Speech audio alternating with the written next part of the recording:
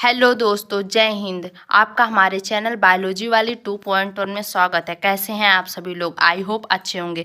तो आज मैं आप लोगों के लिए लेकर आई हूँ धतूरा के पुष्प के सभी भाग का नाम, यानी कि मैं आज आप लोगों को धतूरे के पुष्प का सचित्र वर्णन कराने वाली हूँ। तो चलिए क्लास को स्टार्ट करते हैं। उससे पहले अगर आप लोग मेरे चैनल पर नए हैं तो चैनल को सब्सक्राइब करके बेल आइकन को प्रेस करना मत भूलिएगा। चलिए, जो धतूरा होता है वह सोलेनेसी फैमिली से बिलोंग करता है और धतूरा का जो पहला पुष्प का भाग होता है उसे कैलिक्स कहते हैं, यानी कि बाह्य दलपुंज। यह पुष्प के सबसे नीचे की ओर का एक चक्र होता है और यह बहुत सी इकाइयों से मिलकर बना होता है। इसमें से प्रत्येक यूनिट को सेपल यानी कि बाह्य दल कहते हैं। इसका जो आकार होता है नालवत यानी कि ट्यूबुलर होता है। आप लोग यहाँ पर फिगर में देख लीजिए, इसका जो आकार है कैलिक्स का वो नालवत यानी कि ट्यूबुलर टाइप का है। इसका जो अगला भाग होता है धतूरे के पुष्प का करोला होता है, यानी कि दलपुंज। दलपुंज पुष्प का दूसरा चक्र होता है जो बहुत सी पंखुड़ियों से मिलकर बनती है। इसका जो आकार होता है कीपाकार यानी कि फनल शेप का होता है। यहाँ पर आप लोग फिगर में देख लीजिए इसको भी। इसका जो आकार है करोला का वो फनल शेप का आप लोगों को दिख रहा होगा। इस प्रकार का दलपुंज यानी कि करोला संयुक्त दलीय होता है एवं इसकी बाहरी आकृति कीप के समान होती है।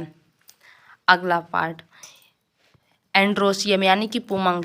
यह पुष्प का नर भाग होता है जो कि पुंकेसरों यानी कि स्टेमेन से मिलकर बना होता है। प्रत्येक पुंकेसर एक पूतंतु यानी कि फिलामेंट, एक संयोजी यानी कि कनेक्टिव तथा ये सबसे प्रमुख भाग जो होता है परागकोश यानी कि एंथर से मिलकर बना होता है। आप लोग यहाँ पर फिगर में देख लीजिए, इसमें 5 एंथर हैं, स्टेमेन है और एक गाइनोसियम है। यहाँ पर आप लोगों को मैं दिखा दूँ, ये देखिए, इसमें ये जो 5 हैं ये एंथर हैं, स्टेमेन है और इसे एंथर कहते हैं और इसके इस भाग को फिलामेंट कहते हैं और यहाँ से जो जुड़ा होता है इसे कनेक्टिव कहते हैं यानी कि संयोजी। आप लोगों को मैं इसमें फिगर में भी दिखा देती हूँ। यहाँ पर देखिए, यहाँ पर ये जो जुड़ा है इसे कनेक्टिव कहते हैं, इसे अधबद्ध भी कहते हैं। इसका मतलब है कि पूतंतु परागकोश के आधार पर जुड़ा होता है। यहाँ पर देखिए, जो पूतंतु है परागकोश के आधार पर एकदम बेस पर जुड़ा है ना। चलिए, इसका जो अगला भाग हो जाता है गाइनोसियम, यानी कि इसे पिस्टिल भी कहते हैं यानी कि जयांग।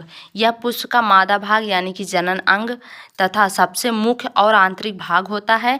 यह एक और अनेक कार्पल का बना होता है जो संयुक्त रूप से गाइनोसियम या पिस्टिल कहलाते हैं।